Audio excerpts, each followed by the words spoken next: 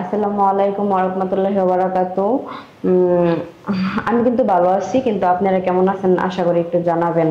আর যে কারণে আমি মিডিয়া পার্সনে আসছিলাম, আমি আসছিলাম যে আমার পরিবারে আমার একমাত্র মা আছে আর আমার একটা বোন আছে, ছোট বোন।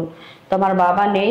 আমি যে কারণে আসছিলাম, আমি আসছিলাম যে আমার একটা পাত্রর দরকার। লাইফ তো আর এইভাবে যায় না, আমার একটা মনের মানুষের দরকার। সেজন্য আমি চাইছিলাম যে আমার যদি কেউ মানে একটু আশ্রয় দিত বা মাথার উপরে একটু ছাদ হয়ে দাঁড়াতো, তাহলে আমি অনেক খুশি হতাম।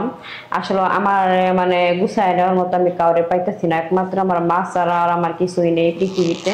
সেজন্য আমি বলছিলাম যে কেউ যদি আমাকে বিয়ে করতো তাহলে আমি তাহারে বিয়ে করে নিতাম। আর আমি মেট্রিক পর্যন্ত লেখাপড়া করছি, মাদ্রাসা লাইনে পড়ছি। উম, এই পর্যন্তই। তো সবসময় মানে নামাজ টামাজ পড়া হয়, মাঝে মাঝে একটু। বলবেন না। সেজন্য দেখা যাইতেছে যে আমি যদি রিলেকশন করতাম তাহলে ওইটা আমার মানে অকারণে হারায় যাইতো, ফুল জইরা যাইতো, আমি পাইতাম না। সেজন্য আমি প্রেমিতেও যাই নাই কখনো। আপনার বিয়ের ক্ষেত্রে আপনার পছন্দ কি সিঙ্গেল পরিবার না যৌথ পরিবার? সিঙ্গেল না, সিঙ্গেল মানে দেখা যাইতেছে যে মানে অশৃঙ্খল কম হবে, কিন্তু শান্তি নাই সিঙ্গেলে। কেন শান্তি নেই? এখনকার মেয়েরা তো সবসময় স্বামীকে নিয়ে আলাদাই থাকতে চায়। আলাদাই মানে থাকতে চায় ঠিক আছে, কিন্তু ওটার একটু মজা নাই। একা একা মানে দেখা যাইতেছে যে একা একা থাকার আমি একেবারেই বেটার মনে করি না।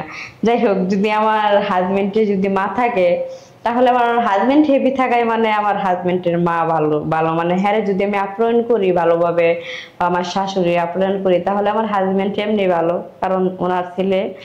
আর ওনার মারে যদি আমি আপ্যায়ন করি, দেখা যাইতেছে যে আমার হাজবেন্ডও সুখী, যে ওরা মায়ের আমি আপ্যায়ন করছি দিকে। সেজন্য আমি চাই যে সবসময় ফ্যামিলি পার্সন থাকুক। ফ্যামিলি পার্সন থাক। যেহেতু হ্যাঁ, আপনার বাবা নেই, হ্যাঁ, শ্বশুরকে কি বাবার চোখে দেখতে পারবেন? অবশ্যই পারবো। কেমন আচরণ করবেন তার সাথে? একেবারে আমার বাবার মতো। মেয়েরা যখন শাশুড়ি হয়, ছেলের বউকে মেনে নিতে পারে না, ক্যাট ক্যাট ক্যাট ক্যাট খ্যাট খ্যাট করে। এটার কারণটা কি একটু বলেন তো?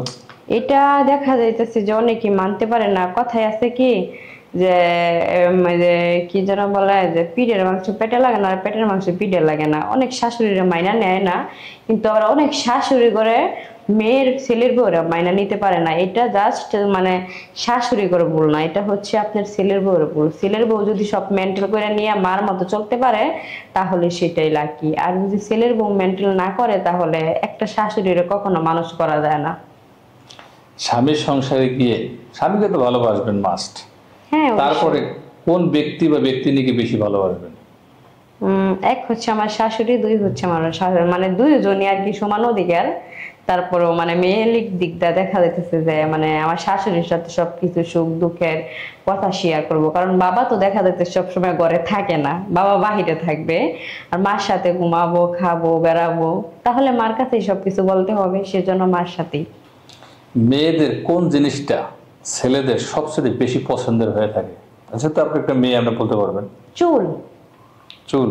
চুলই তো। চুলই পছন্দ করে।